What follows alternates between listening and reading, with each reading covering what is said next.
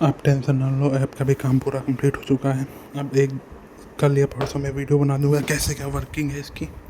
वो वीडियो डाल के पूरा सब कुछ वहीं शिफ्टिंग कर दूंगा और पुराने एपिसोड्स भी वहीं पर मिल जाएंगे। एपिसोड 1 से डेली अपलोडिंग है और 3 नई सीरीज़ वहीं पर मिलेंगी। Back to back 3 new series हैं उसमें, जो कि अभी भी बनी हुई है, मेरे प्रीमियम ग्रुप्स में आया करती हैं। उन्हीं को बढ़िया वॉइस में करके वहाँ पर डाल दूँगा। एकदम नई होंगी, पुरानी नहीं होंगी कोई भी। और पुरानी सीरीज़ भी डेली अपलोडिंग वहाँ पर होती रहेगी, प्रीमियम वाइज रहेगी और डेली एपिसोड वहीं पर अपलोडिंग होगा। और कुछ दिन यहाँ पर और ऐसे ही डालूंगा, उसके बाद वहाँ पर शिफ्टिंग बता दूंगा कैसे क्या करना है। वीडियो पूरी प्रॉपर आ जाएगी क्या क्या है। तब तक जुड़े रहें। ड्रैगन लॉर्ड रिवेंज के दोनों एपिसोड डिले होंगे, बाकी एक एपिसोड अभी अपलोड कर रहा हूँ। दूसरा एपिसोड अपना 7-8 बजे तक आ जाएगा। तीसरा एपिसोड भी आ जाएगा और बाकी न्यू एपिसोड भी लोग न्यू स्टोरी के अपलोड करेंगे कल तक, या फिर आज नहीं कल ही अपलोड हो पाएगा नई स्टोरी का। उसको आप लोग सुन सकते हो, लिंक प्रोवाइड की जाएगी। जब शिवम की हथेली डिवाइन एम्परर के ट्रिपल एम्परर वाले वॉरलॉर्ड की युद्ध तलवार से सीधी भिड़ी और तुरंत ही टूटते भारत मिट्टी जैसी आवाज गूंजी। प्रतिद्वंद्वी की युद्ध तलवार पर महीन दरारें पूरे ब्लेड में फैल गईं और हल्का सा स्पर्श होते ही वह पूरी की पूरी बिखरकर चूर्ण बन गई। सिर्फ उसकी तलवार ही नहीं बल्कि उसका पूरा शरीर भी दरारों से ढक गया। क्या वो व्यक्ति एक निराश चीख के साथ चटक कर पूरी तरह फट गया। उसका शरीर टुकड़ों में बदल गया और अस्तित्व समाप्त हो गया। ये मौके पर मौजूद सभी लोग स्तब्ध रह गए। एक डिवाइन एम्परर स्तर के ट्रिपल एम्परर को एक क्वाजी एम्परर ने सिर्फ एक ही वार में मार दिया, यह उनकी समझ से परे था। लाल चोगा पहने बूढ़े व्यक्ति की आंखों की पुतलियां भी सिकुड़ गईं। अरे ये तो 2 खतरनाक दैत्य प्रतिभाएं हैं, लाल चोगे वाले बूढ़े ने ठंडे स्वर में कहा और फिर भयानक स्वर में बोला, मैं जानता हूं तुम दोनों किसी बड़े कबीले से हो, लेकिन ये डेविल स्टारफील्ड है। यहाँ तुम चाहे जितने भी बड़े बाघ हो, मेरे सामने पेट के बल लेटना ही पड़ेगा। धड़ाम लाल चोगे वाला बूढ़ा व्यक्ति पर्वतों और नदियों की लहर जैसी प्रचंड ऊर्जा के साथ फट पड़ा और ये दबाव शिवम तथा रूपाली की ओर बढ़ा। वह स्वयं उन्हें खत्म करना चाहता था, लेकिन तभी रूपाली ने ब्लड एल्फ किंग बो निकाल लिया। उसके पीछे एक विशाल वृक्ष प्रकट हुआ और अनंत ऊर्जा उसके शरीर में प्रवाहित हो गई। उसने धनुष की डोरी खींची और एक पन्नारी तीर उभरकर लाल चोगे वाले बूढ़े की ओर निशाना साध कर चमक उठा। लाल चोगे वाले बूढ़े का शरीर तुरंत तन गया, जैसे किसी भयावह अस्तित्व ने उसकी गर्दन पर सांस जमा दी हो। रूपाली के तीर ने उसे अत्यधिक संकट का एहसास कराया। उसकी गति रुक गई और उसकी आंखें कुछ क्षण तेजी से घूमी। फिर वो अचानक हंस पड़ा, हाहा, नई पीढ़ी सच में कमाल है। रहने दो बूढ़ा, अब तुम लोगों से नहीं उलझेगा। तुम अपना काम करो, बाकी सब मेरे साथ चलो। वो पीछे हट गया। रूपाली का सामना करने का उसका मन नहीं हुआ। बाकी लोग भी उसके आदेश का उल्लंघन करने का साहस नहीं कर सके। वे सभी उसके पीछे पीछे पहाड़ की ओर दौड़ पड़े। शिवम और रूपाली भी उस पहाड़ को देखते रहे, ये जानने की उत्सुकता में कि आगे क्या होने वाला है। लाल चोगे वाला बूढ़ा और उसके साथी बेहद सतर्क थे और बहुत तेजी से पहाड़ की चोटी की ओर बढ़े। लेकिन जैसे ही वे पहाड़ी क्षेत्र में दाखिल हुए, अचानक उन मपेरी की मात्रा तद एहा ओआ पर चमकदार प्रकाश उभर आया। युद्ध युद्ध युद्ध, मारो मारो मारो। भयंकर युद्धनाद हर दिशा में फैल गया, जैसे हजारों सैनिक एक साथ चीख रहे हों और अगले ही क्षण उन शवों में से काले साए निकलने लगे। ये वे इंडिस्ट्रक्टेबल वॉर सोल्स थे जो कभी महान योद्धाओं के थे। वे इस स्थान की रक्षा कर रहे थे। जैसे ही कोई बाहरी आक्रमणकारी प्रवेश करता वे जाग जाते। कुछ ही क्षणों में कई सौ वॉर सोल्स लाल चोगे वाले बूढ़े और उसके साथियों पर टूट पड़े और उन्हें चारों ओर से घेरकर उग्र हमला कर दिया। इन वॉर सोल्स की शक्ति अत्यंत प्रबल थी। कमजोर साधकों को तुरंत ही मार डाला गया। लाल चोगे वाला बूढ़ा क्रोध में दहाड़ा। उसकी दिव्य शक्ति उबलने लगी और उसने जोरदार प्रतिकार किया, लेकिन उसकी शक्ति का इन पर कोई प्रभाव नहीं पड़ा। वे प्रहार सिर्फ उनके शरीरों में कुछ हल्की झिलमिलाहट पैदा करते और वॉर सोल्स फिर से वैसे ही खड़े हो जाते और बूढ़े पर टूट पड़ते। अंत में लाल चोगे वाले बूढ़े को छोड़कर बाकी सभी घायल हो गए और खून उगलने लगे। यहाँ तक कि वह बूढ़ा भी सहन नहीं कर पाया। एक भयावह वॉर सोल उसके सामने आया, जिससे वह डर गया और तुरंत ही पहाड़ी क्षेत्र से पीछे हट गया। जैसे ही वे पहाड़ी क्षेत्र से बाहर निकले, सभी इंडिस्ट्रक्टेबल वॉर सोल्स फिर मंद प्रकाश में बदलकर शवों में समा गए और गायब हो गए। रूपाली ने गंभीर स्वर में कहा, कितने भयानक इंडिस्ट्रक्टेबल वो सोल्स हैं, उनकी शक्ति वास्तव में अद्भुत है। उनसे टकराव से स्पष्ट था कि जितना ऊपर जाओगे वो सोल्स उतने ही भयानक होंगे, और चोटी पर तो न जाने कितने शव और वो सोल्स बैठे होंगे, उनकी शक्ति अविश्वसनीय होगी। सब यही सोच रहे थे। धत सामने खजाना पड़ा है लेकिन हाथ नहीं लग सकता, किसी ने निराशा में कहा। सभी पहाड़ को घेरकर चोटी से निकलती तेज रोशनी को लालच से देख रहे थे। तभी शिवम और रूपाली ने महसूस किया कि उनके शरीर के भीतर छिपा life soul element stone fragment तेजी से काम रहा है, जैसे किसी चीज की ओर उड़ना चाहता हो। मानो बाहर कोई शक्ति उन्हें खींच रही थी। खजाना, खजाना ही खजाना शिवम, ये इमॉर्टल वो सोल्स भी खजाने हैं। लाइफ स्पिरिट युआनशी राकेश चीखा। यह आवाज केवल शिवम ही सुन सकता था। ये इमॉर्टल वो सोल्स खजाना है? कैसे? शिवम चौंका। Life soul primal stone fragment की शक्ति से इन्हें अपने उपयोग में लिया जा सकता है। Life soul pearl heavenly cord के 4 महान खजानों में से एक है। यह इंडिस्ट्रक्टेबल वो सोल्स को अपने भीतर समा सकता है। जितने अधिक फ्रैगमेंट्स उतने अधिक वो सोल्स समा सकते हैं। शिवम की आंखें चमक उठी, उसका दिल तेजी से धड़कने लगा। लाइफ सोल पर्ल फ्रैगमेंट्स ये वो सोल्स को सी कर सकते हैं। उन वो सोल्स की शक्ति अभी उसने अपनी आंखों से देखी थी। यदि वो उन्हें प्राप्त कर लेता तो उसकी शक्ति कितनी बढ़ जाएगी। इन्हें कैसे सी शोह करें? शिवम ने पूछा। बहुत सरल है। लाइफ सोल स्टोन फ्रैगमेंट को बाहर निकालो और अपनी ऊर्जा उसमें प्रवाहित करो। जैसे ही तुम किसी वो सोल के पर्याप्त पास पहुंचोगे वो स्वतः तुम्हारे अंदर समा जाएगा। वे प्रतिरोध नहीं करेंगे। ठीक है। शिवम ने रूपाली की ओर देखा और वह भी उसे देख रही थी। स्पष्ट था कि उसके राकेश ने भी उसे यही बताया था। चलते हैं, शिवम ने कहा। रूपाली ने सिर हिलाया और दोनों तेजी से पहाड़ की ओर उड़ पड़े। लाल चोगे वाला बूढ़ा और बाकी लोग ये दृश्य देखते रहे। किसी ने उन्हें रोकने की कोशिश नहीं की बल्कि मजाक उड़ाया। अरे, इन्हें लगता है कि थोड़ी शक्ति मिल गई तो पहाड़ पर चढ़ जाएंगे। खुद को ज्यादा समझ बैठे हैं। थोड़ी देर में इमॉर्टल वो सोल्स इन्हें वैसे रुलाएंगे जैसे बच्चों को। अच्छा है मरे तो और अच्छा, पर जल्द ही सबकी हंसी सूख गई। लाल चोगा पहने बूढ़े व्यक्ति और बाकी लोगों ने जब देखा कि शिवम और रूपाली पहाड़ की ओर दौड़ रहे हैं तो उन्होंने पहले उपहास किया, लेकिन कुछ ही क्षणों बाद उनकी हंसी गायब हो गई और चेहरों पर गहरी हैरानी उभर आई। जैसे ही शिवम और रूपाली पर्वत की सीमा में दाखिल हुए, मृत शरीरों के ऊपर चमक उभरी और फिर पहले की तरह इंडिस्ट्रक्टेबल वो सोल्स निकलकर दोनों पर हमला करने लगे। इसी समय दोनों के हाथों में एक एक चमकता हुआ स्पा प्रकट हुआ life soul primal stone fragment.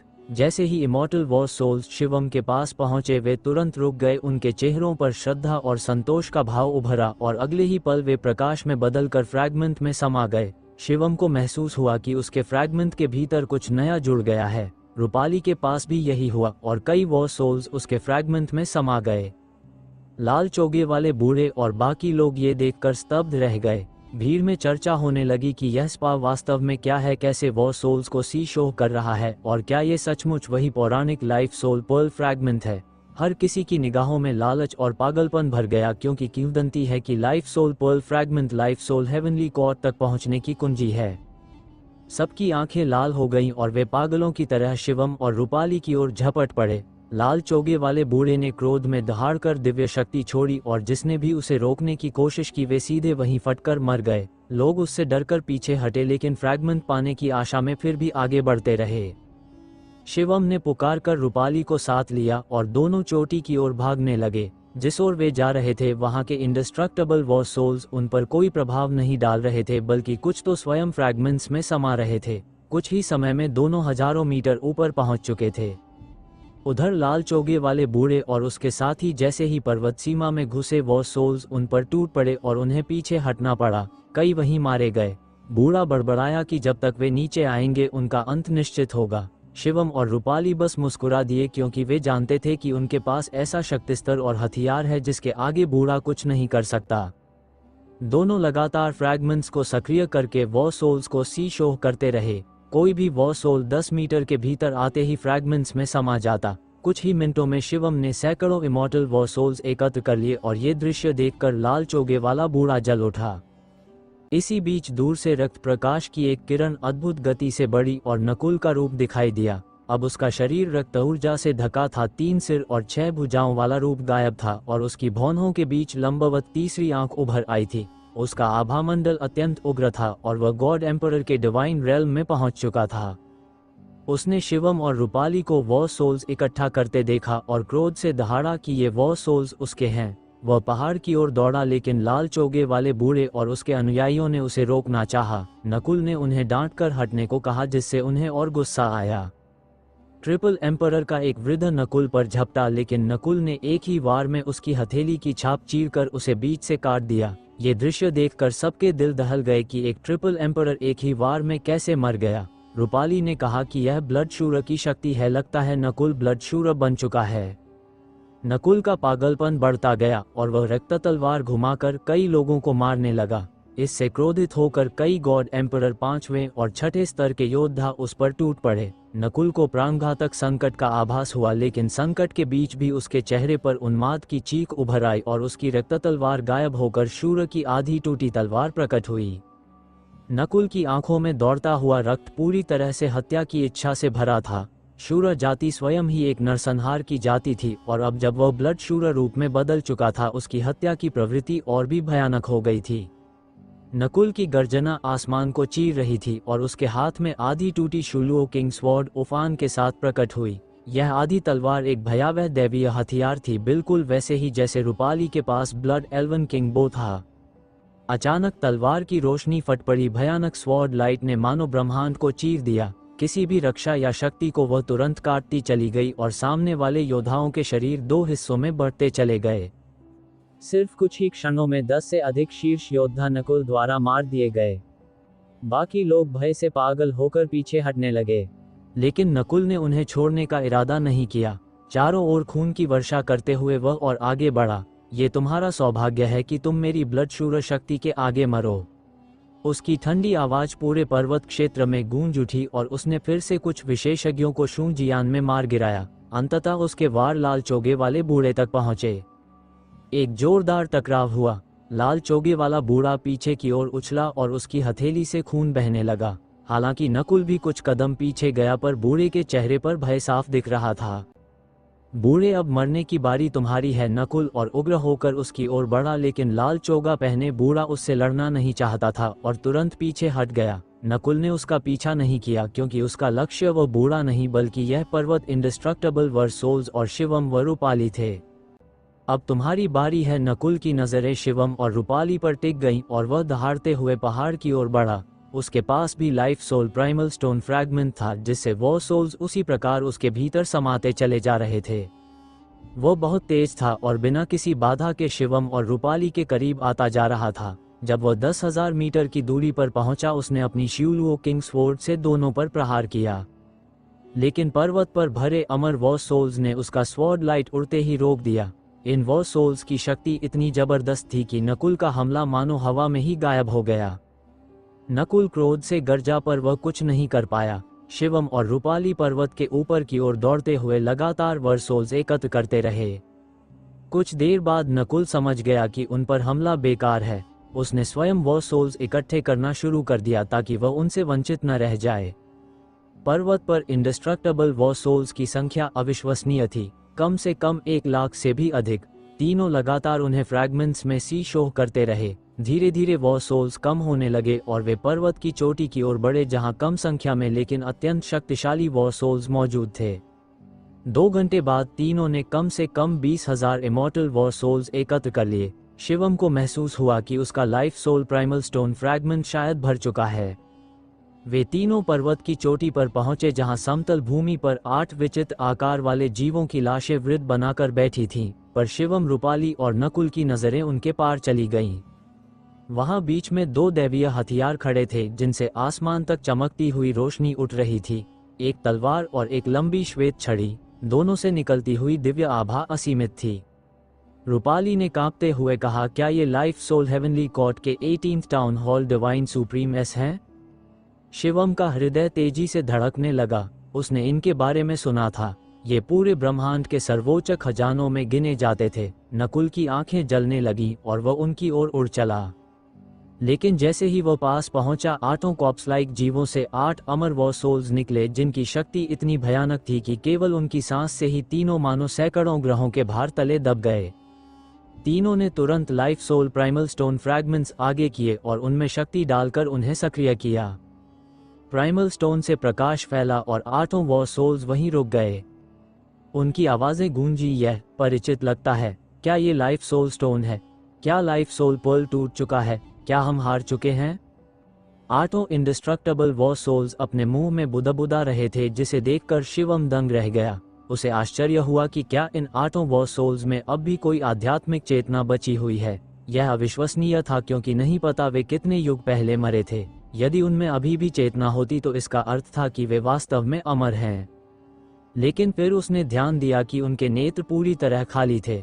उनमें किसी भी प्रकार की बुद्धि दिखाई नहीं दे रही थी। रूपाली ने कहा कि यह संभव है कि ये प्राणी जीवन काल में अत्यंत शक्तिशाली रहे हों और मृत्यु के बाद बने वॉर सोल्स में उनके कुछ स्वाभाविक इंस्टिंक्ट्स शेष रह गए हों। शिवम ने भी सहमति में सिर हिलाया। उनका मुंह जो बुदबुदा रहा था, वह संभवतः लाइफ सोल एलिमेंटल फ्रैगमेंट को देखकर उनके भीतर उठी हुई स्वाभाविक प्रतिक्रिया थी। तभी शिवम के मन में एक आवाज गूंजी, इन आठों इंडिस्ट्रक्टेबल वॉर सोल्स को इकट्ठा करो। शिवम समझ गया कि ये वॉर सोल्स अत्यंत भयानक शक्ति वाले हैं। यदि इन्हें अपने नियंत्रण में ले लिया जाए तो वे भविष्य में महान सहायता सिद्ध होंगे। वो एक वॉर सोल की ओर बढ़ा। वह वॉर सोल बिल्कुल स्थिर खड़ा रहा और उस पर हमला नहीं किया। इससे शिवम को और विश्वास हुआ और वह और पास गया। रूपाली और नकुल ने भी अपने life soul primal stone fragments निकालकर अलग अलग वॉर सोल्स की ओर कदम बढ़ाए। जब शिवम उस वॉर सोल से 10 मीटर की दूरी पर पहुंचा तो उसके फ्रैगमेंट से तेज कंपन हुआ और उसमें से बहुत शक्तिशाली आकर्षण फैलने लगा। लेकिन वॉर सोल भी प्रतिरोध कर रहा था, मानो वह फ्रैगमेंट में समाना नहीं चाहता हो। रूपाली और नकुल के साथ भी यही हुआ। शिवम ने जोर से कहा, अंदर आओ, और उसने कर्स पावर को फ्रैगमेंट में प्रवाहित किया, जिससे आकर्षण अचानक कई गुना बढ़ गया। वॉर सोल की देह चमकने लगी, लगातार कांपने लगी। उसके प्रतिरोध के बावजूद उसका शरीर धीरे धीरे फ्रैगमेंट की ओर खींचता गया। लगभग 1 मिनट बाद वह सोल प्रकाश में बदलकर फ्रैगमेंट में समा गया। शिवम सफल हुआ। थोड़ी देर बाद नकुल भी सफल हो गया और फिर रूपाली ने भी कर दिखाया। अंततः आठों इंडिस्ट्रक्टेबल वॉर सोल्स तीनों के बीच विभाजित हो गए। शिवम ने 3, नकुल ने 3 और रूपाली ने 2 वॉर सोल्स एकत्र किए। नकुल के चेहरे पर क्रोध की चमक थी। शिवम उससे अधिक तेजी से वॉर सोल्स एकत्र कर चुका था, जिससे वह भीतर तक झुंझला उठा।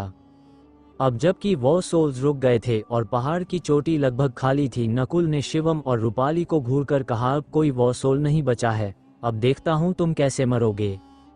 रूपाली ने अपने ब्लड एल्वन किंग बो को उठाया और दृढ़ता से कहा कि उन्हें उससे डर नहीं लगता। नकुल दहाड़ा और शूर किंग स्वॉर्ड का आधा हिस्सा उठाकर हमला कर दिया। उसकी तलवार से रक्त शक्ति की भयावह तरंगें निकल रही थीं। रूपाली ने अपना धनुष ताना। उसके पीछे एक विशाल वृक्ष का प्रकट होना दर्शाता था कि वह अपनी सर्वोच्च शक्ति का उपयोग कर रही है। उसकी तीर की रोशनी नकुल के स्वॉर्ड लाइट से टकराई और भयानक विस्फोट हुआ। शिवम ने अपने वायु बीड से तेज तूफानी ऊर्जा निकाली, जिसने वार को रोक लिया। शिवम ने महसूस किया कि नकुल अब ब्लड शूर की पूर्ण शक्ति का उपयोग कर रहा था। शूर तलवार उसके साथ प्रतिध्वनित हो रही थी और उसकी शक्ति अत्यधिक बढ़ गई थी।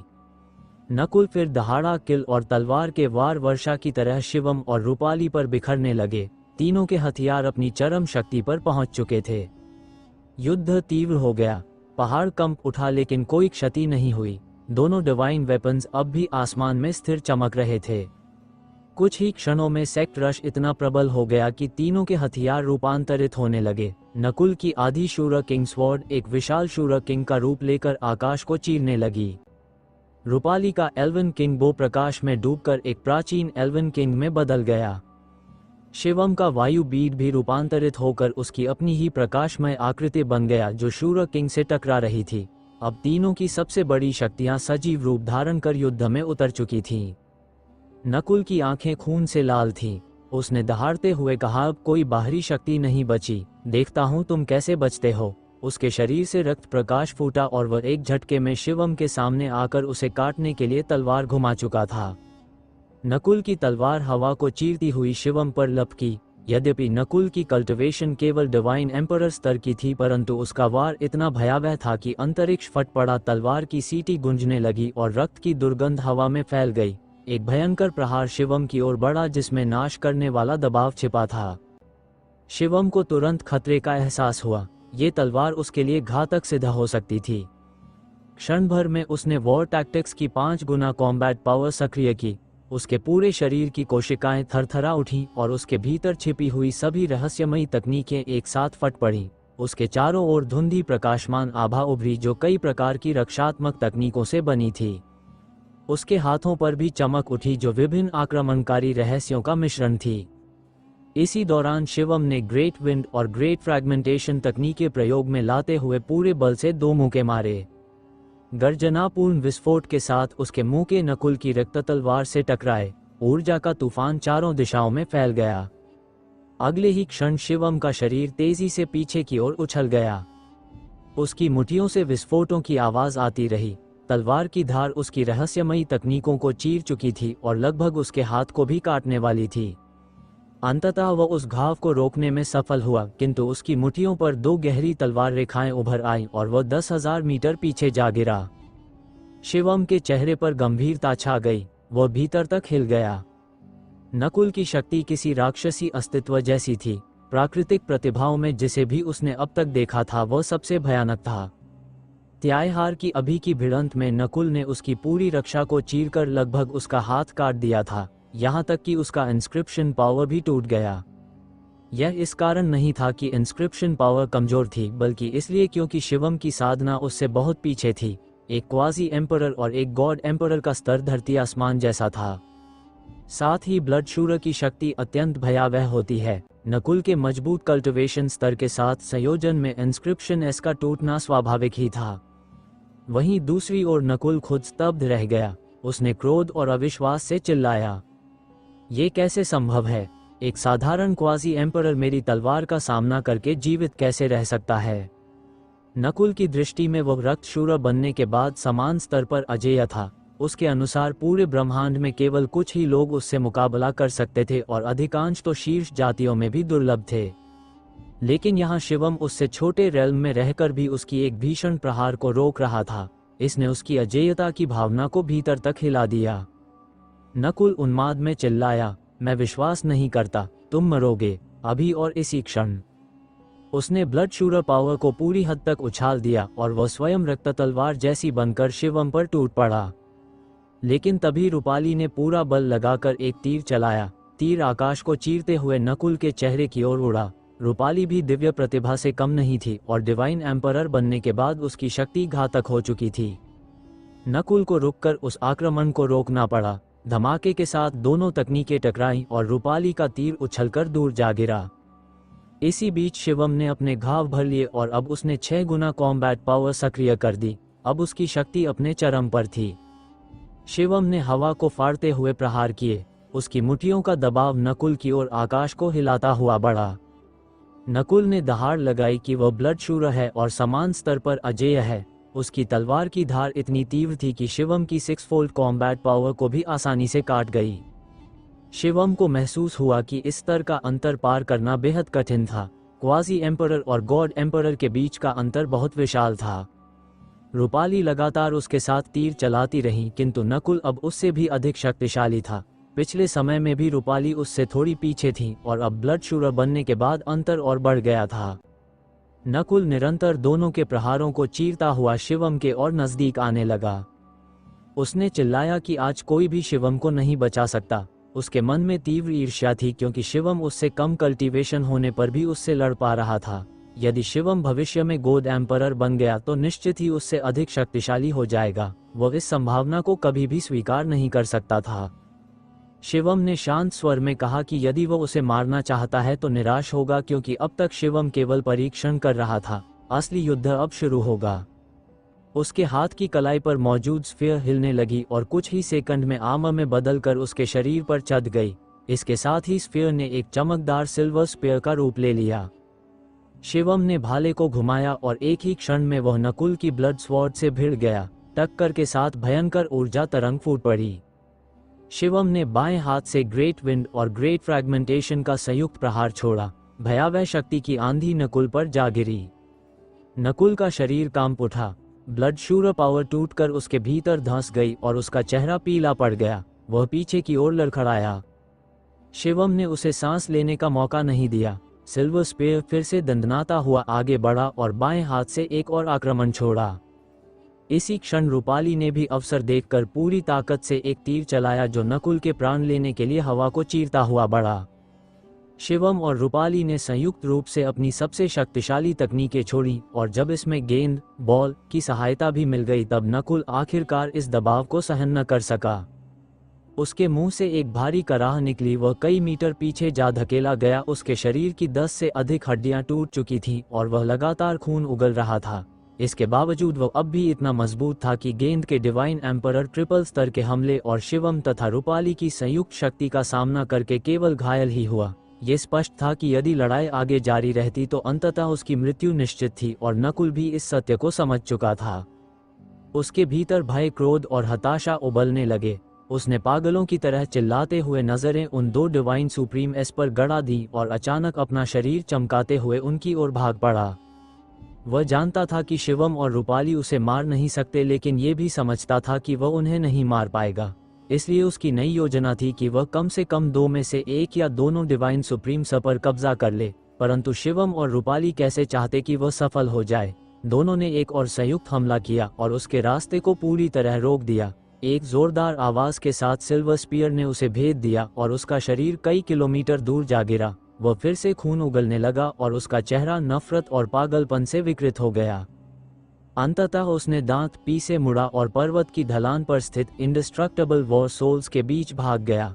वह जानता था कि वहां शिवम और रूपाली उसकी ओर हमला नहीं कर पाएंगे क्योंकि उनका हर हमला वॉर सोल्स द्वारा रोक लिया जाता।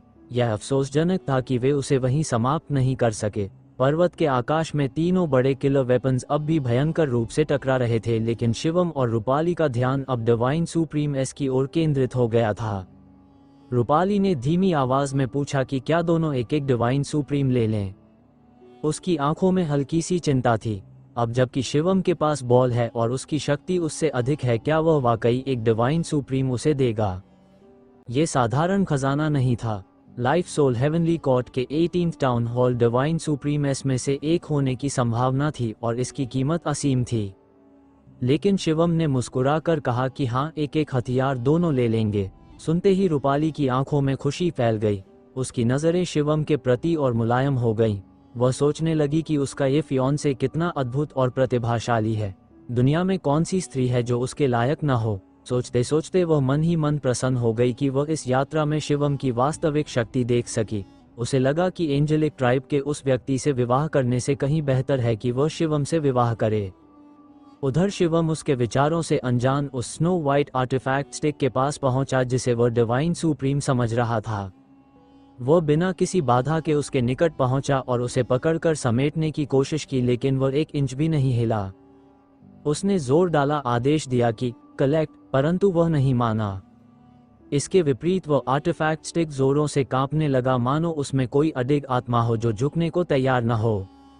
बोन डेमन की आवाज उसके भीतर गूंजी कि डिवाइन सुप्रीम ऐसे आसानी से नहीं मानते। उन्हें दबाना पड़ता है, अपना अस्तित्व दिखाना पड़ता है, उनकी मान्यता प्राप्त करनी पड़ती है और सबसे बढ़कर इंस्क्रिप्शन पावर को प्रयोग करना पड़ता है। शिवम ने सिर हिलाया और जैसे ही उसने इंस्क्रिप्शन पावर को मुक्त किया, स्टिक का कंपन कम होने लगा। शिवम प्रसन्न हुआ क्योंकि यह प्रभावी था। बोन डेमन ने भी कहा कि यह स्वाभाविक है क्योंकि इंस्क्रिप्शन पावर ब्रह्मांड की सर्वोच्च शक्तियों में से एक है। इस दौरान रूपाली एक बड़े संकट में फंस चुकी थी। उसने डिवाइन स्वॉर्ड को पकड़ने की कोशिश की, लेकिन तलवार तीव्र गति से कांपने लगी। फिर अचानक वह तलवार जोरदार तरीके से चमकी और एक भयानक स्वॉर्ड और निकला जिसने रूपाली को कई मीटर दूर उछाल दिया। वह खून की उल्टी कर बैठी और तलवार को बिल्कुल भी रोक नहीं पाए। इसी समय नकुल फिर से बाहर दौड़ा। वह तलवार की ओर भागा और चिल्लाया कि रूपाली जैसे लोग इस डिवाइन स्वॉर्ड को वश में करने का सपना भी न देखें, ये तलवार उसकी होगी। उसने तलवार को पकड़ा और तलवार ने फिर से भयंकर कंपन किया। उसने ब्लड शूर पावर पूरी तरह उछाल दी और धीरे धीरे तलवार का प्रतिरोध कम होने लगा। ये साबित करता था कि ब्लड शूर पावर भी असाधारण रूप से प्रभावी थी। रूपाली क्रोधित हो उठी। वह लगातार अपने तीर चलाती रही और नकुल पर वार करती रही। नकुल तलवार को दबाने में इतना व्यस्त था कि वह रूपाली के हमलों का पूरी तरह प्रतिकार नहीं कर सका और एक तीर से घायल हो गया। यदि वह तलवार दबाता तो रूपाली उसे घायल कर देती और यदि वह रूपाली का प्रतिकार करता तो तलवार फिर से आज़ाद हो जाती। वह पागल हो चुका था और समझ नहीं पा रहा था कि क्या करे। उसे भय था कि यदि शिवम पहले स्टिक को वश में कर लेता और फिर उस पर हमला करता तो वह तलवार कभी प्राप्त नहीं कर पाएगा। आखिरकार उसने दहाड़कर तलवार को छोड़ दिया और रूपाली को मारने के लिए उसकी ओर झपटा, परंतु रूपाली तुरंत इंडिस्ट्रक्टेबल वर सोल्स के बीच छिप गई और वह वहां कुछ नहीं कर पाया। क्रोध में पागल नकुल ने अब शिवम पर झपट्टा मारा ताकि शिवम को स्टिक के पास से हटाकर उसे मार सके, लेकिन शिवम ने तुरंत आदेश दिया कि बॉल जाओ, उसे खत्म करो, और गेंद बिजली की गति से उड़कर सिल्वर स्पीयर में बदल गई। उसने नकुल को कुछ ही हमलों में उछालकर दूर फेंक दिया और वह फिर से खून उगलने लगा। गेंद उसके पीछे ऐसे दौड़ती रही मानो मौत उसका पीछा कर रही हो। नकुल लगभग पागल हो चुका था। तभी उसी क्षण शिवम को अचानक भयावह मौत का एहसास हुआ। उसकी रीढ़ तक सिहरन दौड़ गई। उसके पीछे से तेज चमकती हुई स्वॉर्ड लाइट सीधी उसकी पीठ पर वार करने के लिए बढ़ रही थी। शिवम के पीछे अचानक एक तेज और चमकदार स्वॉर्ड लाइट उभरी और मृत्यु की तरह उस पर टूट पड़ी। यह वार अत्यंत तीक्ष्ण, अत्यंत तेज और भयावह था। इतनी घातक गति से आने वाले इस वार को सामान्य व्यक्ति तो दूर कोई साधारण डिवाइन एम्परर भी रोक नहीं पाता, क्योंकि प्रतिक्रिया करने का समय ही नहीं मिलता। लेकिन शिवम साधारण नहीं था।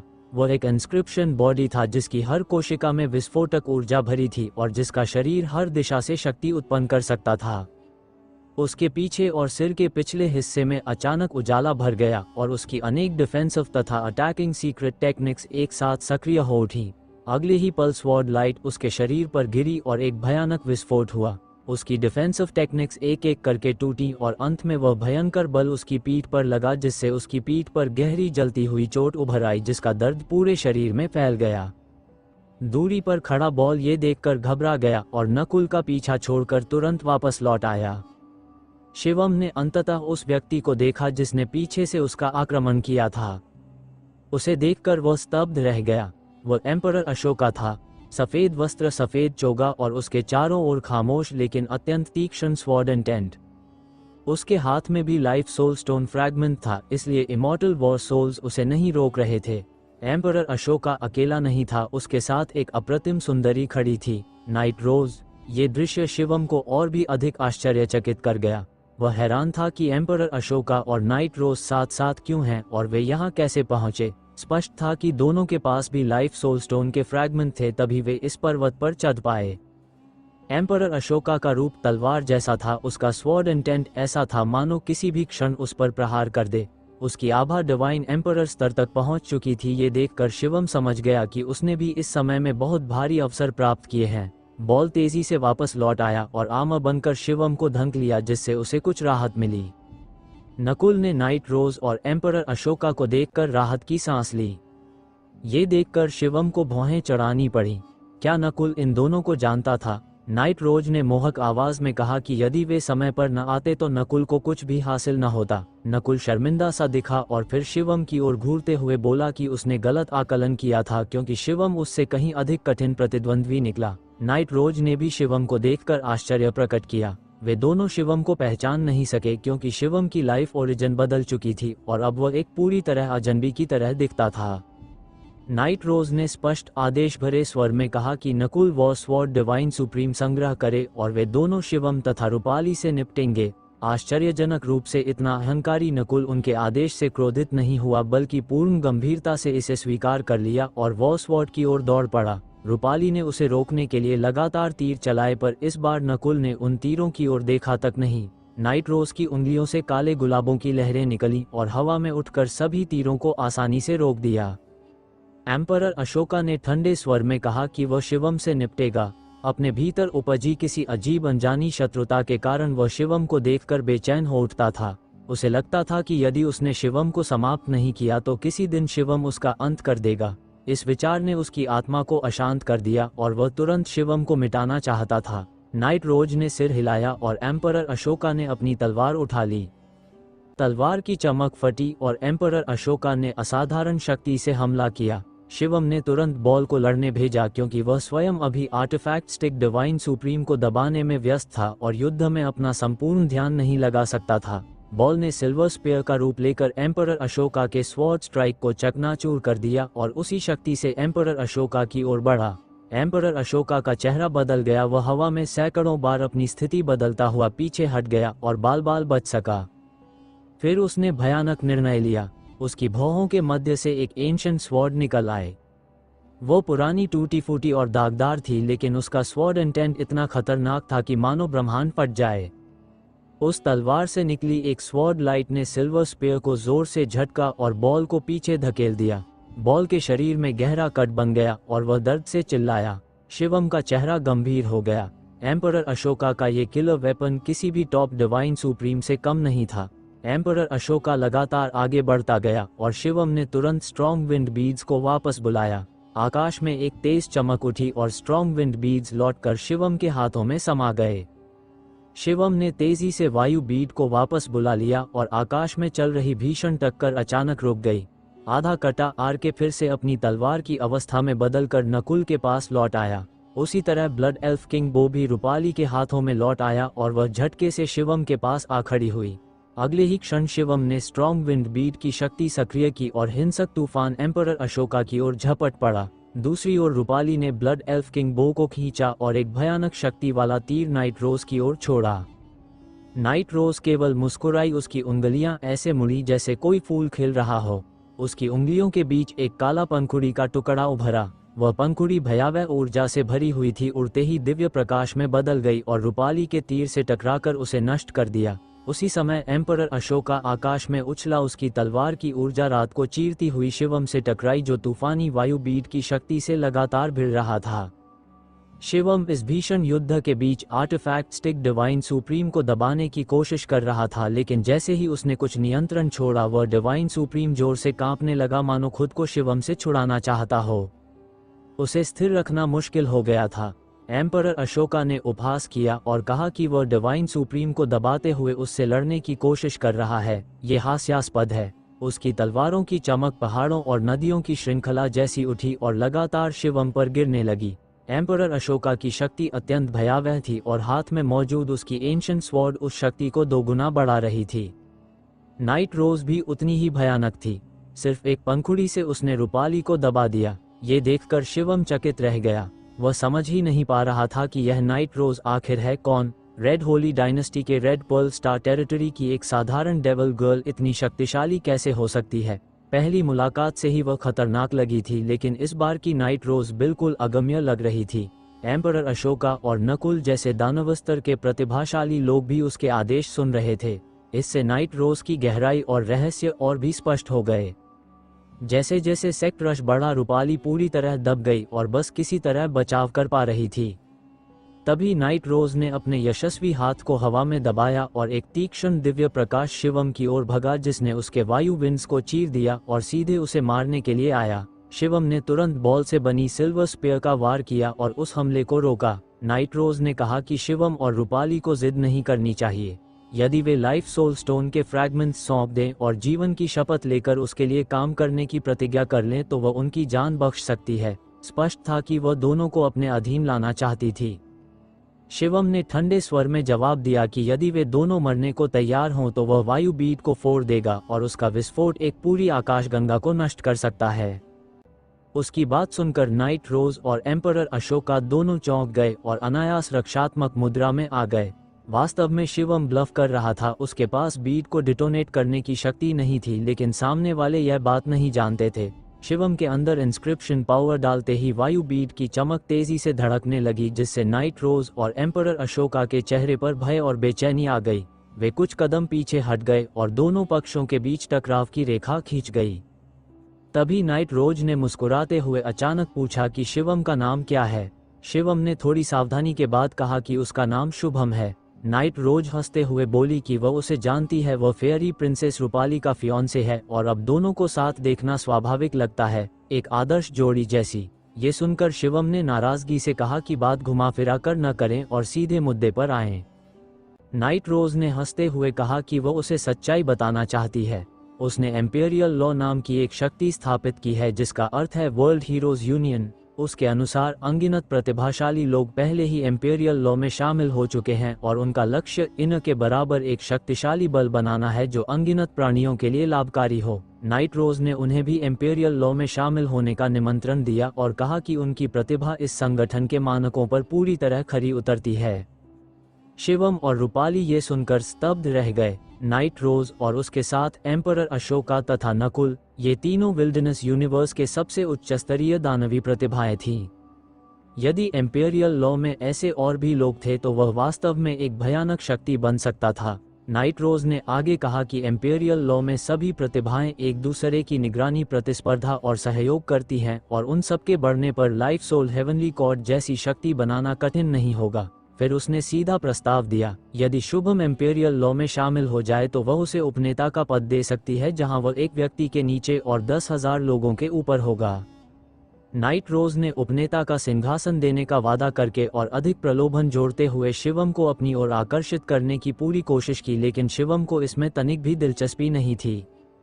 उसने हल्के से मुस्कुराते हुए कहा कि उसे इसमें कोई रुचि नहीं है और उसे नहीं लगता कि इन जैसी व्यवस्था, एम्पेरियल लॉ जैसी किसी ताकत को उभरने देगी। विशाल ब्रह्मांड पर शासन करने वाली शक्ति यह कैसे सहन करेगी कि उसके समकक्ष कोई संगठन पैदा हो? परंतु शिवम के मन की वास्तविक वजह यह नहीं थी। अगर कोई शक्ति बनानी है तो उसका स्वामी वह स्वयं होगा, किसी और के अधीन रहकर नहीं। यह उसका स्वभाव नहीं था। रूपाली ने भी सीधी अस्वीकृति दे दी। ये सुनकर नाइट रोज की आंखों की ठंडक बढ़ गई। उसने कहा कि यदि वे चेतावनी नहीं समझते और एक छोटे से मोती से उसे डराने की कोशिश कर रहे हैं तो यह उनका भ्रम है। वह नहीं मानती थी कि वे वायु बीट को सचमुच विस्फोट कर देंगे और क्या वे ऐसा कर भी सकते हैं, ये भी संदेह था। शिवम भीतर से कुछ चकित था। यह नाइट रोज बेहद गहरी और अनुभवी बुद्धि वाली थी, किसी नौजवान जैसी नहीं बल्कि किसी प्राचीन दानव जैसी।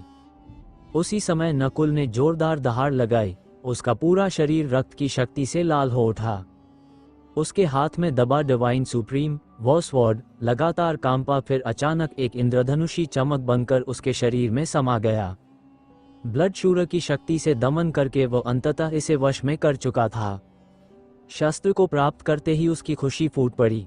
फिर उसकी दृष्टि शिवम पर पड़ी जिसमें खुली हुई हत्या की इच्छा चमक रही थी और वह नाइट रोज तथा एम्परर अशोका के साथ मिलकर तीनों तरफ से शिवम और रूपाली को घेरने लगा। नकुल ने कहा कि ऐसे जिद्दी लोगों से बात करने का कोई फायदा नहीं, उन्हें एम्पेरियल लॉ में नहीं शामिल करना बल्कि सीधा खत्म कर देना ही ठीक है। नाइट रोज ने भी कहा कि उसने अवसर दिया था, वे उसे समझ न सके, अब उन्हें केवल मौत ही दी जा सकती है। उसकी उंगलियां फिर उठीं और काली पंखुड़ियों में परिवर्तित होती दिव्य शक्ति शिवम पर झपट पड़ी। उसी क्षण एम्परर अशोका ने एंशिएंट स्वॉर्ड से हमला किया और नकुल की शूलुओ स्वॉर्ड भी प्रचंड प्रकाश बिखेरती आगे बढ़ी। तीनों की शक्ति एक साथ फटी और भयावह विनाशकारी आक्रमण उतरा। रूपाली ने अपने पूरे सामर्थ्य से ब्लड एल्फ किंग बो चलाया, लेकिन नाइट रोज द्वारा छोड़ी पंखुड़ियों ने उसकी तीर को तोड़ दिया और थोड़ी शक्ति कम होने के बावजूद शिवम की ओर बढ़ती रहीं। उसी समय एम्परर अशोका और नकुल की तलवारें भी शिवम पर टूट पड़ीं। शिवम ने वायु बीट की ऊर्जा पूरी तरह सक्रिय की और एक विशाल तूफानी दीवार खड़ी कर दी। भयंकर टक्कर हुई। नाइट रोज की पंखुड़ी की शक्ति टूट गई, लेकिन दोनों तलवारें तूफानी दीवार को चीरती हुई शिवम तक पहुंचने लगी। शिवम ने बॉल द्वारा बनी सिल्वर स्पीयर से वार किया और दोनों तलवारों से भीषण टक्कर की। तलवारों की शक्ति इतनी विनाशकारी थी कि उसने बॉल की स्पीयर को चीर दिया और शिवम के शरीर में घुसकर उसकी मांसपेशियां तक फाड़ दी। उसकी हड्डियों तक कट गईं, परंतु उसके पूरे शरीर की कोशिकाओं में मौजूद इंस्क्रिप्शन पावर सक्रिय हुई और उसने पूरी दृढ़ता से इस तलवार ऊर्जा को दबा दिया। रूपाली घबराई हुई उसकी ओर दौड़ी और पूछा कि वह ठीक है या नहीं। शिवम ने गहरी सांस लेते हुए कहा कि वह ठीक है, परंतु स्थिति कठिन थी। सामने खड़े ये तीन युवा साधारण नहीं थे। वे तीनों डिवाइन एम्परर स्तर के और उससे भी अधिक दानव स्तर के प्रतिभाशाली योद्धा थे। हर एक के पास अपना एक अल्टीमेट किला था। ऐसी संयुक्त शक्ति के सामने शिवम और रूपाली कमजोर पड़ रहे थे। नाइट रोज ने एक ठंडी हंसी के साथ कहा कि शिवम का रियलपन उसके पहले मिले कुछ लोगों जैसा है जिन्हें अंततः नष्ट कर देना पड़ा। ये कहकर उसने फिर से प्रहार किया और एम्परर अशोका तथा नकुल भी साथ ही हमले में शामिल हो गए। रूपाली अपनी पूरी ताकत से तीर चलाती रही, परंतु नाइट रोज के आक्रमण को रोक नहीं सकी। अब सभी हमले सीधे शिवम पर आ रहे थे, लेकिन इस बार शिवम ने वायु बीट को नहीं उठाया। वह स्थिर खड़ा रहा, मानो कुछ और करने की तैयारी में हो। रूपाली घबराकर चिल्लाई कि वह पीछे हटे, पर वह नहीं हटा। हमले के अंतिम क्षण में शिवम ने अचानक अपने बाएं हाथ में पकड़े लंबे डिवाइन स्टिक को झुलाया। एक भयावह शक्ति उभरी जिसने अंतरिक्ष को चीर दिया। स्टिक की हरकत में ऐसा ठंडा कंपन था जो हजारों सैनिकों की धावा बोलती सेना जैसा था। स्टिक डिवाइन सुप्रीम ने एम्परर अशोका, नकुल और नाइट रोज के सभी हमलों को लोहे के टकराव जैसी ध्वनि के साथ रोक दिया। स्टिक की गूंजें आकाश में बड़े घंटों की तरह फैल गईं और उनकी तलवारें तथा पेटल्स सब टूटकर ऊर्जा में विलीन हो गए। शिवम ने अकेले तीनों के संयुक्त घातक आक्रमण को रोक दिया था। शिवम ने जब लंबे डिवाइन स्टिक सुप्रीम को घुमाया तो एम्परर अशोका और उसके साथियों के सभी हमलों को उसने अकेले ही रोक दिया। स्टिक से उत्पन्न होने वाली भयावह ठंड पूरे क्षेत्र में फैल गई, जिसकी लपटें एम्परर अशोका तक पहुंच गईं और नाइट रोज की काली पंखुड़ियां भी आइस की परत में ढक गईं। तीनों के चेहरे पर भय की झलक उभर आई और लगातार डिवाइन पावर सक्रिय करके उन्होंने अपने हथियारों पर जमी ठंड को हटाया। नकुल स्तब्ध था, वह चीख पड़ा कि यह असंभव है। कोई इस डिवाइन सुप्रीम को तुरंत कैसे नियंत्रित कर सकता है? ये तो लाइफ सोल हेवन कॉर्ट की 18 टाउन हॉल डिवाइन सुप्रीमेस में से एक है।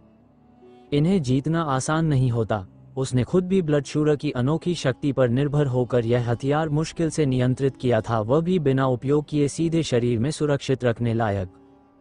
इसे चलाने के लिए लंबे समय तक रिफाइनिंग करना जरूरी होता है, पर शिवम ने न सिर्फ इसे दबाया बल्कि उसी क्षण उपयोग भी कर लिया। ये बात नकुल, नाइट रोज और एम्परर अशोका तीनों के लिए सदमे जैसी थी। शिवम शांत स्वर में बोला कि अगर कोई चीज तुम नहीं कर सकते तो इसका मतलब यह नहीं कि दूसरे भी नहीं कर सकते। वह स्टिक पकड़े हुए अजेय योद्धा की तरह खड़ा था। ये सुनकर नकुल पागल सा हो उठा।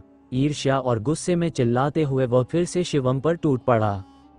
उसके साथ नाइट रोज और एम्परर अशोका भी आगे बढ़े। किनारे रूपाली ने धनुष खींचा, पर शिवम ने हाथ उठाकर उसे रोक दिया और कहा कि अब वह अकेले संभालेगा। अगले ही क्षण शिवम का हाथ हिला और लंबा स्टिक सोल्जर आकाश में पहाड़ जैसा विशाल रूप लेकर घूम गया।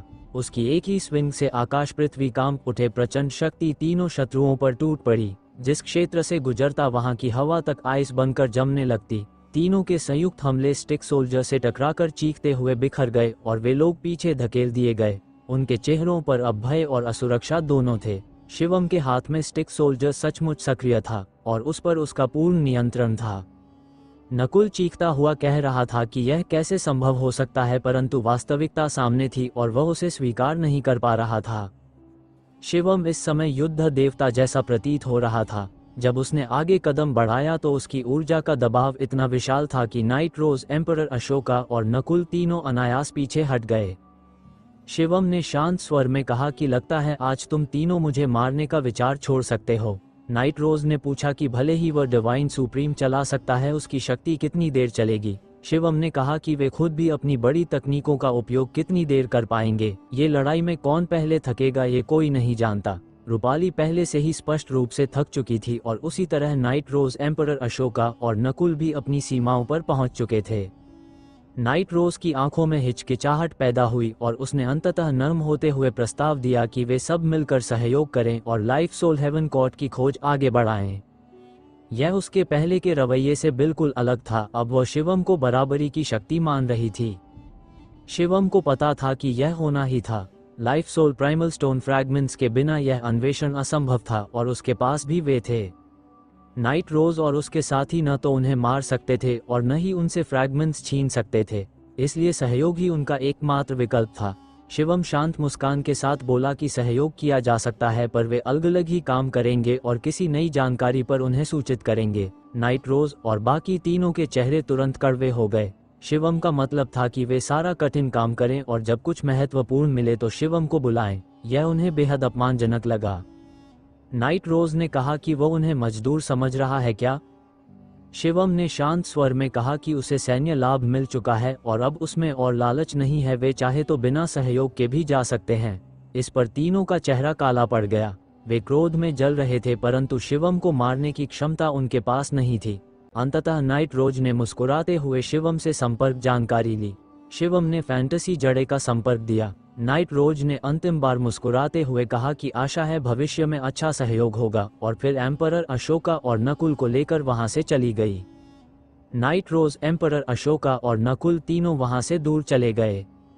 जाते समय एम्परर स्वॉर्ड ने मुड़कर शिवम की ओर एक लंबी गहरी नजर डाली। उसकी आंखों में एक अजीब सी शंका चमकी। उसे लग रहा था कि शिवम का स्वभाव, उसकी चाल ढाल, उसकी आभा किसी व्यक्ति से बहुत मिलती जुलती है। वह वही व्यक्ति था जिसने कभी उससे जीवन मरण की दुश्मनी निभाई थी, लेकिन लाइफ और दोनों की बिल्कुल अलग थी। इसलिए मन ही मन एम्परर स्वॉर्ड को मानना पड़ा कि शायद वह सिर्फ भ्रम है। फिर भी उसकी शंका दूर नहीं हुई और वह बाकी दोनों के साथ वहां से चला गया।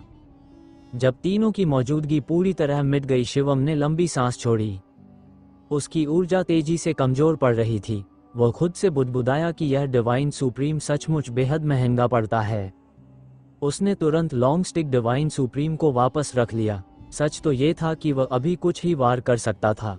उसने अभी डिवाइन सुप्रीम पर नियंत्रण पाया था, उसे रिफाइन भी नहीं किया था। वह इसे चला भी पा रहा था तो सिर्फ कर्स पावर के सहारे, लेकिन इतनी भारी शक्ति उसके शरीर के लिए भी बोझ थी। कुछ ही प्रहारों में वह लगभग टूट चुका था। सौभाग्य से नाइट रोज और बाकी लोग डरकर हट गए, वरना स्थिति और कठिन हो सकती थी। रूपाली उसकी ओर चिंतित होकर आई। उसने पूछा कि क्या वह ठीक है।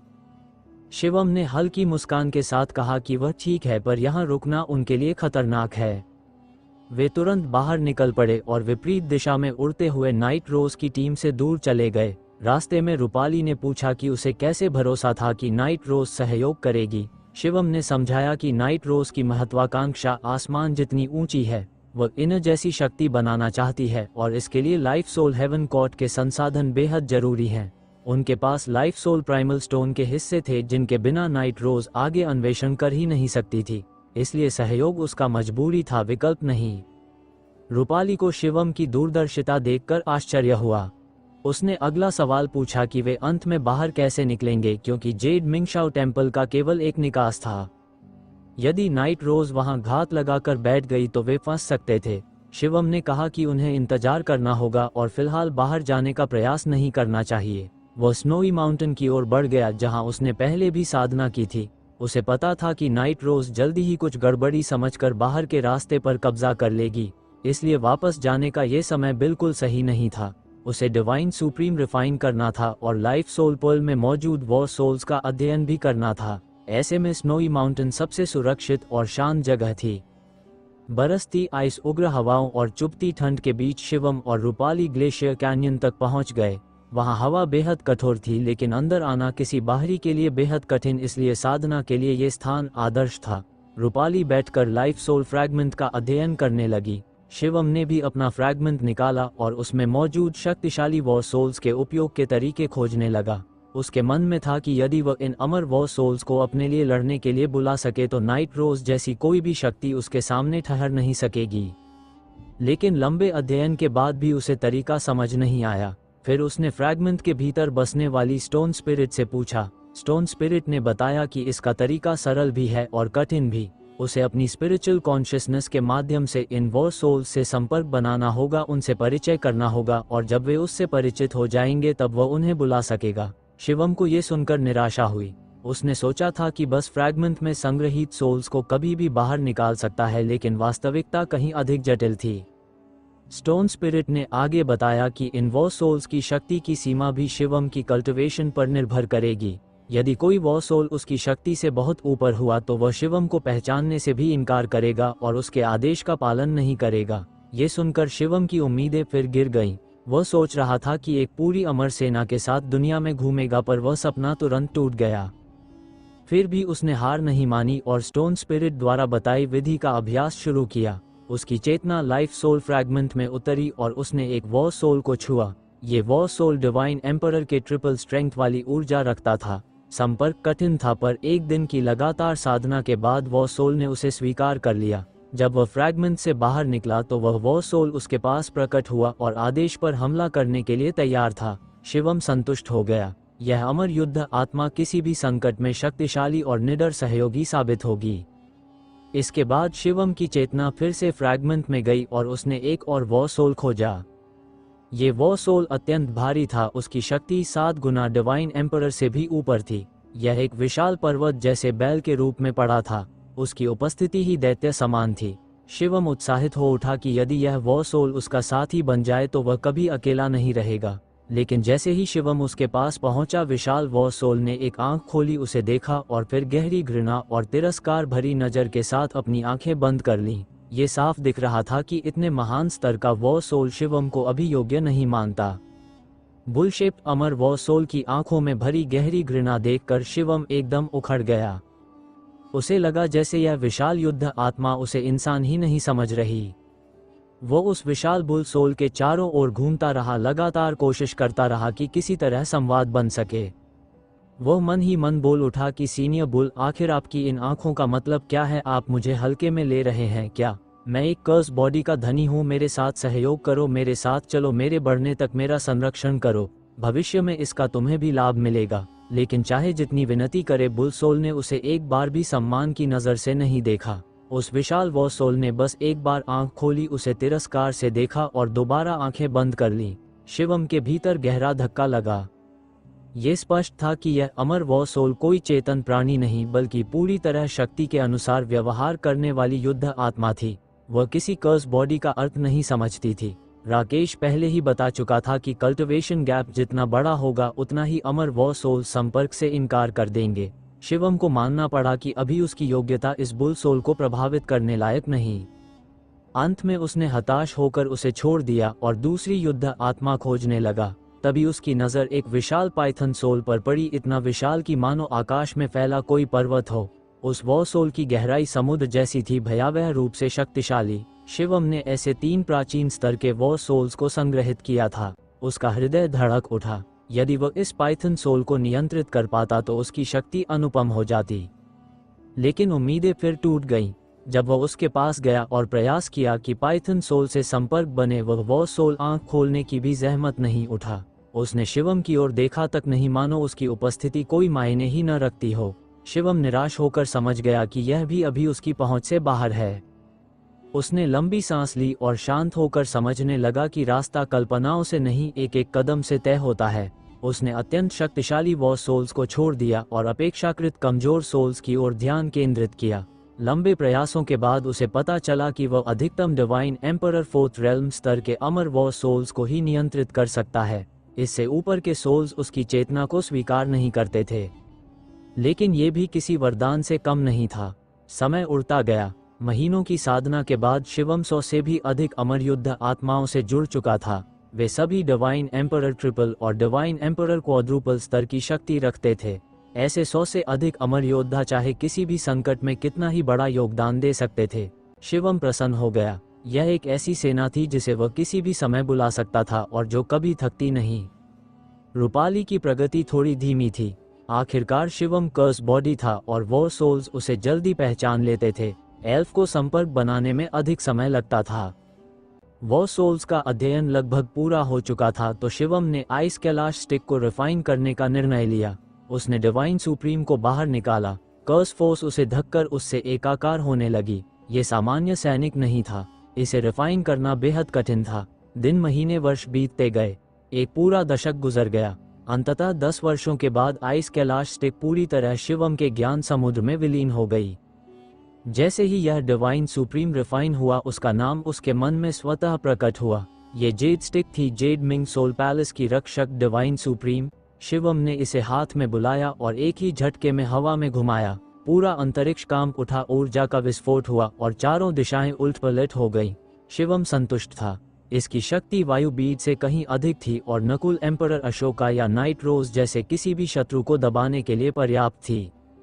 हालांकि वह जानता था कि यह डिवाइन सुप्रीम उसकी वर्तमान कल्टिवेशन के कारण अभी अपनी पूर्ण शक्ति नहीं दिखा सकती। जैसे जैसे उसका कल्टिवेशन बढ़ेगा, ये स्टिक भी और अधिक भयावह हो जाएगी। यह अब उसका नया ट्रम्प कार्ड थी, किंतु वह सावधान भी था। इतनी उच्चस्तरीय डिवाइन सुप्रीम को बेवजह दिखाना मौत को बुलाने जैसा था। किसी भी प्राचीन अस्तित्व को इसका पता चलता तो वे स्टिक को छीनने के लिए उसे मार डालते। 10 वर्ष बाद शिवम और रूपाली ने निर्णय लिया कि अब जेड मिंग सोल पैलेस से बाहर निकलना चाहिए। इतने वर्षों में नाइट रोज की टीम अब तक वहां नहीं रुकी होगी, और यदि वे बाहर निकास पर भी हों तो अब शिवम के पास आइस कैलाश स्टिक और 100 से अधिक इमॉर्टल वॉर सोल्स थे। वो अब उनसे डरता नहीं था। दोनों निकलने लगे और बिना किसी बाधा के उन्हें पैलेस का निकास मिल गया। वे बाहर एक निर्जन ग्रह पर प्रकट हुए। नाइट रोज और उसका दल बहुत पहले वहां से जा चुके थे।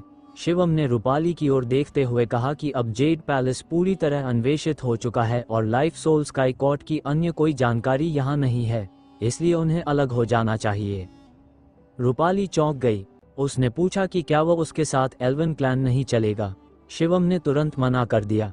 एल्फ की आंखें फैल गईं, उनमें शिकायत भर उठी। उसे समझ नहीं आया कि शिवम इतनी जल्दी मना क्यों कर रहा है। उसने याद दिलाया कि वे फियांसे हैं और जल्द ही विवाह होना है, क्यों न वो उसके साथ चले और शादी की तैयारियां शुरू करें। शिवम ने गंभीरता से जवाब दिया कि वह विवाह के योग्य नहीं। उसने कहा कि एल्फ और उसका कुल पहले उसे हीन समझते थे और वह खुद को उपयुक्त नहीं मानता। उनके रिश्ते को भूल जाना ही बेहतर है। एल्फ की आंखों में आंसू आ गए। वह पूछ बैठी कि क्या वह उससे इतनी नफरत करता है। शिवम ने कहा कि नफरत नहीं, बस सच्चाई ये है कि उसके दिल में पहले से कोई और है। एल्फ की आंखें चौड़ी हो गईं। उसने पूछा कि क्या वह लड़की उससे अधिक सुंदर और प्रतिभाशाली है। उसके भीतर जलन और जिज्ञासा एक साथ भड़क उठी। आज एक ही एपिसोड रहेगा, इसके बाद एक और अपलोड कर दूंगा, भी 9 बजे से पहले हो जाएगा। और बाकी का जो लॉन्ग एपिसोड वाला होगा, बाकी कल 3 एपिसोड आएंगे। ये अप्रॉक्स 2-2.5 घंटे का बना देंगे, तो काफ़ी लॉन्ग रख देंगे। बाकी न्यू एपिसोड कल आएंगे। डेली एपिसोड आते रहेंगे सारी सीरीज़ के, और बाकी सीरीज़ के भी एपिसोड आएंगे। न्यू सीरीज़ भी हम लोग इसी हफ्ते के अंदर डालेंगे, और बाकी जब डेली एपिसोड हम लोग दे ही रहे हैं सारी सीरीज़ के, एंजॉय करो। और बाकी नई सीरीज़ भी हम लोग बहुत जल्द लॉन्च कर देंगे। जिसको पुराने एपिसोड सुनना है वो मुझे टेलीग्राम पे मैसेज कर दो, और इसी हफ्ते में उनको भी हम प्रोवाइड करेंगे एपिसोड्स का लिस्ट, ठीक है।